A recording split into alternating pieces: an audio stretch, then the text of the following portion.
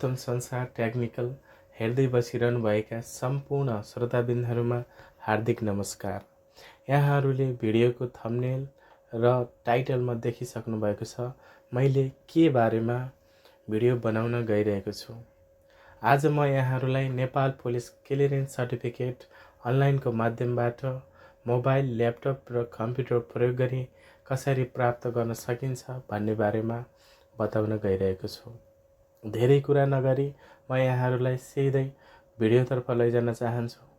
Video सुरु गर्नुभन्दा अगाडि यहाँहरूलाई मेरो एउटा के रिक्वेस्ट छ भने भिडियोलाई स्किप नगर्नुहोला। यदि स्किप गर्नुभयो भने यहाँहरूले भिडियो बुझ्न अलि गाह्रो हुनेछ। र अर्को कुरा, जुन पुलिस क्लियरेन्स सर्टिफिकेटको लागि रिक्वायरमेन्ट डकुमेन्ट्स मागिरहेको छ यहाँहरूले पहिले नै तयार पार्नुपर्ने हुन्छ। रिक्वायरमेन्ट डकुमेन्ट्सहरू के छ भने नागरिकताको अगाडि र पछाडिको पिक्चर जेपीजी साइजमा र कलरमा हुनु पर्यो। त्यसै गरी पासपोर्टको पनि तपाईँको 1 र 2 पेज नम्बर र 30 र 31 पेज तपाईँसँग कलर पेजमा हुनु पर्यो। त्यसै गरी एउटा पीपी साइजको फोटो 4.5 हाइट भएको र 3.5 चाहिँ चौडाइ भएको ब्याकग्राउन्ड प्लेन भएको पीपी साइजको फोटो र 6 महिनाभन्दा अगाडि नै तपाईँले क्लिक गरेको हुनुपर्नेछ र फोटो एकदम क्लियर र कान, नाक, मुख राम्रोसँग देखिएको हुनुपर्छ। त्यस पछाडि अब यी सबै रिक्वायरमेन्टहरू तपाईँहरूसँग अलरेडी स्टोर गर्नुभएको छ, सेभ गर्नुभएको छ भने तपाईँ ढिला नगरी मोबाइल अथवा ल्यापटपको क्रोम ब्राउजरलाई टच गर्नुहोस्। क्रोम ब्राउजरलाई टच गरिसकेपछि सर्च बारमा गएर नेपाल पुलिस क्लियरेन्स टाइप गर्नुहोला। त्यस पछाडि यस्तो इन्टरफेस खुल्नेछ र online police clearance registration system भनिरहेको छ। यसलाई टच गर्नुहोला। यसलाई टच गरिसकेपछि तपाईहरूलाई यो खोल्ने लिङ्क पनि म तपाईहरूलाई डिस्क्रिप्सनमा दिनेछु। यस्तो इन्टरफेस खोल्नेछ। यस्तो इन्टरफेस खोलिसकेपछि तपाईँसँग चाहिँ एकाउन्ट हुनुपर्छ, लगइन एकाउन्ट हुनुपर्छ।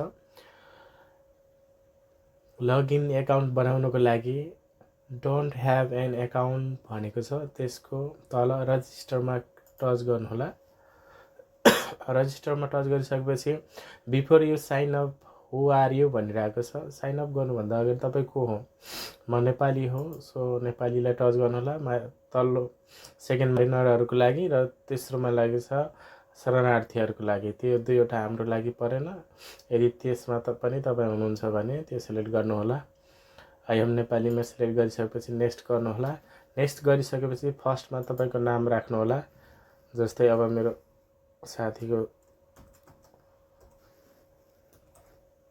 सन्तोष छ भने सन्तोष राखिदिएँ। त्यसपछि मिडिल नेम छ भने मिडिल नेम राख्नुहोला। जस्तै बहादुर कुमारी छैन भने राख्नु पर्दैन। र लास्ट नेम चाहिँ तपाईँको कास्ट नेम अथवा सरनेम राख्नुहोला। त्यसपछि मेल, फिमेल र अदर्स के हुनुहुन्छ त्यसलाई सेलेक्ट गर्नुहोला। महिलाको लागि फिमेल र जेन्ट्सको लागि मेल, अदर्स हुनुहुन्छ भने अदर्समा टच गर्न सक्नुहुन्छ। त्यसपछि नेपाल मोबाइल नम्बर भनिरहेको छ। मोबाइल नम्बर सेलेक्ट गर्नुहोला र मोबाइल नम्बर आफ्नो एट्याच गर्नुहोला। त्यसपछि इमेल एड्रेस चाहिँ तपाईँले आफ्नो मोबाइलमा अथवा ल्यापटप कम्प्युटरमा लगइन भएको इमेल एड्रेसलाई चाहिँ यसमा राख्नुहोला। किनकि अब तपाईँको आइडी र पासवर्ड चाहिँ मेलमा पठाउँछ। सो तपाईँले रजिस्टर भइसकेको र लगइन भइसकेको इमेल एड्रेस यसमा राख्नुहोला। सबैभन्दा इम्पोर्टेन्ट चाहिँ मेल हो। त्यस कारणले मेल टाइप गर्दा एकदम ध्यानपूर्वक टाइप गर्नुहोला। र चाहिँ भनेको छ इन्ट्रो क्याप्चरमा चाहिँ तपाईँले 07430 भनेको छ मेरोमा। तपाईँकोमा अर्कै आउन सक्छ। जे आएको छ त्यसलाई यहाँ राख्नुहोला र रजिस्टरमा क्लिक गर्नुहोला। रजिस्टरमा क्लिक गरिसकेपछि तपाईँलाई मेल आउँछ। मेल आइसकेपछि तपाईँको इमेल चेक गर्नुहोला र इमेलमा दिइरहेको हुन्छ तपाईँको युजर आइडी र पासवर्ड र इमेल आइडी हालिसकेपछि लगइन गर्नुहोला। फर्स्ट टाइम तपाईँले ओपन गर्दै हुनुहुन्छ भने तपाईँले आफ्नो पासवर्ड चेन्ज गर्नुपर्ने हुन्छ। जुन ऱ्यान्डमली दिएको पासवर्डलाई एट्याच गरेर फेरि तपाईँले आफ्नो नयाँ पासवर्ड जेनेरेट गर्नुहोला। नयाँ पासवर्ड जेनेरेट गरिसके पछाडि तपाईँको यस्तो इन्टरफेस खुल्नेछ। यस्तो इन्टरफेस खोलिसकेपछि मैले एकपटक बनाइसकेको थिएँ, सो यस्तो आइरहेको छ। तर तपाईँकोमा सबै खाली हुन्छ र न्यू एप्लिकेसनमा टच गर्नुहोला। न्यू एप्लिकेसनमा टच गरिसकेपछि तपाईँको यस्तो इन्टरफेस खोल्नेछ। यसमा चाहिँ तपाईँको फोटोको बारेमा बताइरहेको छ। 0.5 सेन्टिमिटर हुनुपर्छ र चौडाइ चाहिँ 3.5 सेन्टिमिटर हुनुपर्छ। ब्याकग्राउन्ड चाहिँ एकदम प्लेन हुनुपर्छ र फोटो चाहिँ एकदम राम्रोसँग देखिएको हुनुपर्छ भनिरहेको छ है त। फोटो चाहिँ एकदम इम्पोर्टेन्ट र डकुमेन्ट चाहिँ एकदम इम्पोर्टेन्ट है। तपाईँले डकुमेन्ट र फोटोहरू मिस्टेक गर्नुभयो भने चाहिँ रिजेक्ट हुन्छ। त्यसपछि अब 1 नम्बरमा रहेको छ पर्सनल इन्फर्मेसन। पर्सनल इन्फर्मेसनमा आफ्नो नाम राख्नु होला, फर्स्ट नेम, मिडल नेम र लास्ट नेम। त्यस पछाडि स्पोज नेम भनिरहेको छ। स्पोज नेम यदि तपाईँको म्यारिड भइसकेको छ, श्रीमान अथवा श्रीमतीको कसैको डिटेल्स राख्नुपर्ने छ भने स्पोजमा टच गर्नुहोला र सबै डिटेल्सहरू राख्नुहोला। अनम्यारिडको लागि चाहिँ परेन, सेलेक्ट नगर्नुहोला। अनम्यारिडको लागि चाहिँ फादरको नाम भनिरहेको छ। फादरको नाम जस्तै मैले यसमा ऱ्यान्डमली गरिरहेको छु तपाईँहरूलाई देखाउनको लागि। मिडल नेम छ भने राख्नुहोला, छैन भने पर्दैन। लास्ट नेम नागरिकतामा जे छ त्यही नै राख्नुहोला। लास्ट नेम यसमा चाहिँ तपाईँको बाबाको लास्ट नेम है छ। मदर फर्स्ट नेम राख्नुहोला, जस्तै माया भयो। मिडल नेम छ भने राख्नुहोला, छैन भने परेन। त्यसपछि मदर लास्ट नेम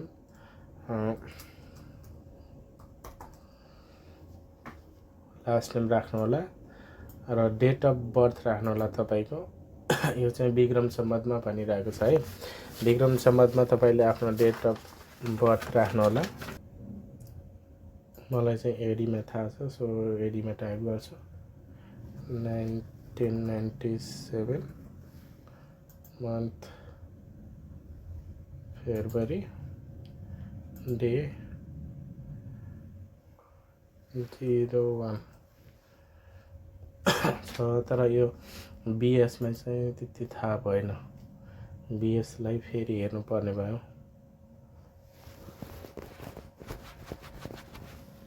बिएस म अहिले ऱ्यान्डमली नै राखिदिन्छु है त।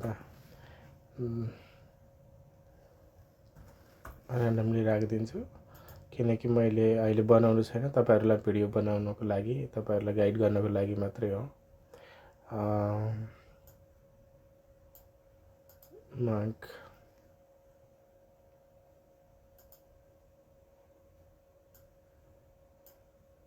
त्यसको त्यही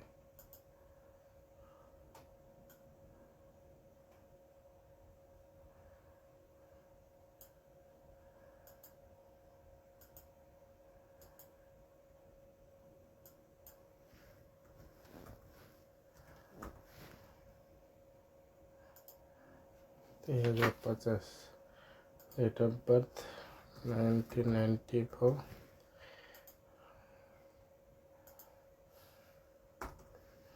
ल त्यस पछाडि युजर इमेज भनिरहेको छ। युजर इमेजमा चाहिँ युजर इमेज स्याम्पल भनिरहेको छ। त्यो कस्तो खालको इमेज चाहिन्छ भनेर त्यो हेर्न सक्नुहुन्छ। तर हाम्रो चाहिँ रेडी भइसकेको छ। चुज एन इमेज, ब्राउजरमा टच गर्नु होला। ब्राउजर टच गरिसकेपछि तपाईँले आफूले कहाँ राख्नु भएको छ, आफ्नो मोबाइल अथवा ल्यापटपको कुन स्टोरमा लगेर राख्नु भएको छ त्यहाँबाट तपाईँले आफ्नो फोटो सेलेक्ट गर्नुहोला। जस्तै मैले ऱ्यान्डमली सेलेक्ट गरिरहेको छु किनकि तपाईँहरूलाई स्याम्पल मात्र देखाइरहेको छु। त्यसपछि इमेल टाइप गर्नुहोला, मोबाइल नम्बर टाइप गर्नुहोला, मेल फिमेल के छ त्यसलाई टाइप गर्नुहोला। त्यसपछि सेलेक्ट योर एप्लिकेसन पर्पज भनिरहेको छ। पर्पज के लागि? Apply with citizenship and passport र नागरिकता पेस गरेर एप्लाई गर्न चाहनुहुन्छ भने माथिको टच गर्नुहोला र तलको चाहिँ एप्लाई विथ सिटिजनसिप ओन्ली भनेको छ। यो चाहिँ नागरिकता मात्रै पेस गरेर लिन सक्नुहुन्छ। यो चाहिँ नागरिकता मात्रै पेस गर्ने हुने नेपालको लागि र पासपोर्ट र नागरिकता तपाईँसँग दुईवटै छ भने चाहिँ विदेशको लागि है त। त्यो नेक्स्ट गर्नु होला। नेक्स्ट गरिसकेपछि तपाईँको एड्रेस नम्बर 2 एड्रेसमा आएको छ। एड्रेस इन सिटिजनसिप, नागरिकतामा जे छ त्यही राख्नुपर्छ। Address enter should be exactly as in citizenship documents भनिरहेको छ। नागरिकतामा जे तपाईँको उल्लेख गरिएको छ त्यसलाई नै तपाईँले यहाँ एट्याच गर्नुपर्ने हुन्छ भनिरहेको छ। अब दुईवटा अप्सन छ। दुईवटा अप्सनमा एड्रेस इन ओल्ड फर्मेट भनेको छ।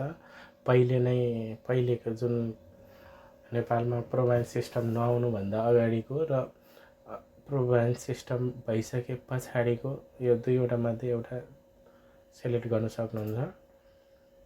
त्यसपछि are you living in Nepal now भनिरहेको छ। नेपालभित्रै हुनुहुन्छ भने आई एम लिभिङ इन नेपालमा सेलेक्ट गर्नु होला, र देश बाहिर हुनुहुन्छ भने I am living in foreign भन्ने सेलेक्ट गर्नु होला।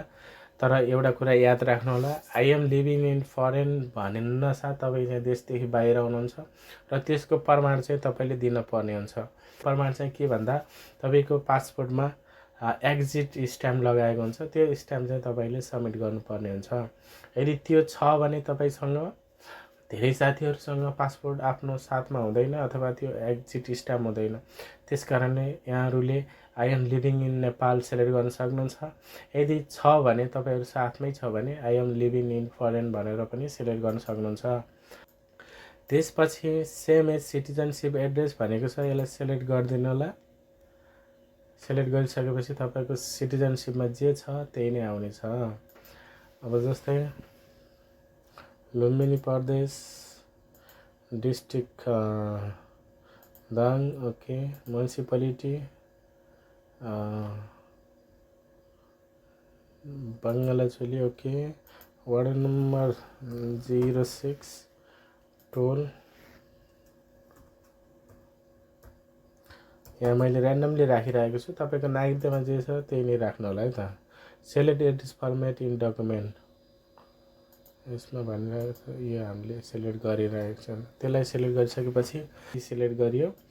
माथि सेलेक्ट गरिसकेपछि डिस्ट्रिक्ट भनिरहेको छ, district Dang, भिडिसी,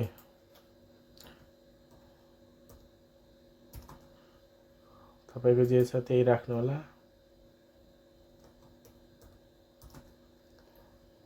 ward number 06, address in new format, state province Lumbini,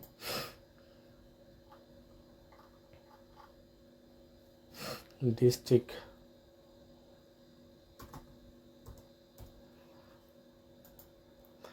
तपाईँको आफ्नो जे छ त्यही राख्नु होला है त।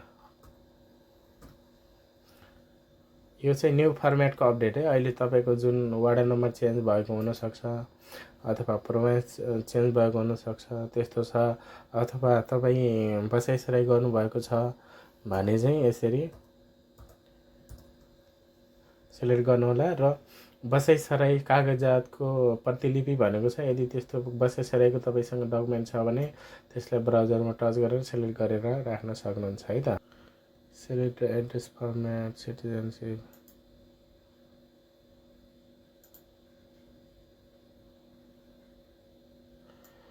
यहाँ मेरो स्टेपहरू बिग्रिरहेछ है, तपाईँहरूले ध्यान दिनु होला। तर मैले अब 2 नम्बर कम्प्लिट भयो। अब हामी 3 नम्बरमा आयो। 3 नम्बरमा हाम्रो डकुमेन्ट्स मागिरहेको छ। डकुमेन्ट्स क्याटेगोरी डकुमेन्ट क्याटेगोरीमा सर्टिफिकेट डिटेल्स भनिरहेको छ। सर्टिफिकेट टाइप सिटिजनसिप हो कि माइनर सर्टिफिकेट हो, त्यो चाहिँ तपाईँले सिलेक्ट गर्नु होला। यदि नागरिकता छ भने नागरिकतालाई सिलेक्ट गर्नु होला, र अन्य कुनै तपाईँको परिचय खुल्ने डकुमेन्ट्सहरू छ भने माइनर सर्टिफिकेटमा सिलेक्ट गर्नु होला है त। त्यसपछि सिटिजनसिप नम्बर, आफ्नो सिटिजनसिप नम्बर टाइप गर्नु होला। नागरिकता नम्बर कति छ त्यसलाई टाइप गर्नु होला। यो चाहिँ मैले ऱ्यान्डमली हालिरहेको छु, तपाईँहरूले आफ्नो नागरिकता नम्बर जति हो त्यो चाहिँ एक्ज्याक्टली राख्नु होला है त।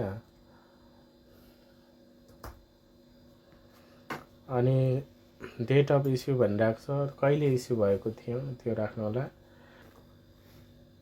म चाहिँ ऱ्यान्डमली राखिरहेको छु, तपाईँहरूले आफ्नो नागरिकतामा जे छ त्यही अनुसार राख्नु होला।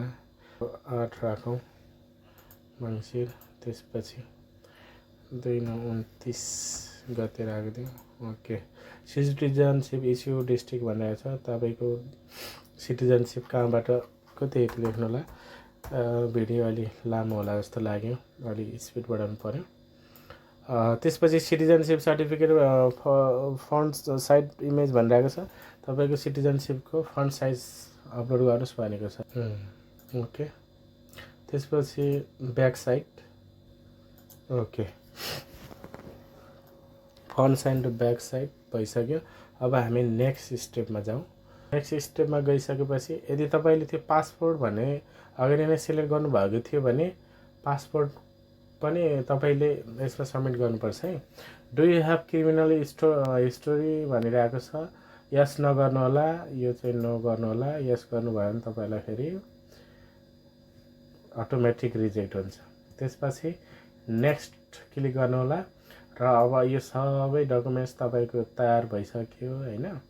तयार भइसके पछाडि तपाईँले लास्टमा यो अप्सनलाई सेलेक्ट गरेर अनि यसमा तपाईँको इन्टर क्याप्चा भनेको छ। इन्टर क्याप्चा 889412 भनेको छ मेरोमा। तपाईँहरूकोमा जे आउँछ त्यही क्लिक गर्नु होला, टाइप गर्नु होला र सबमिट गर्नु होला है त।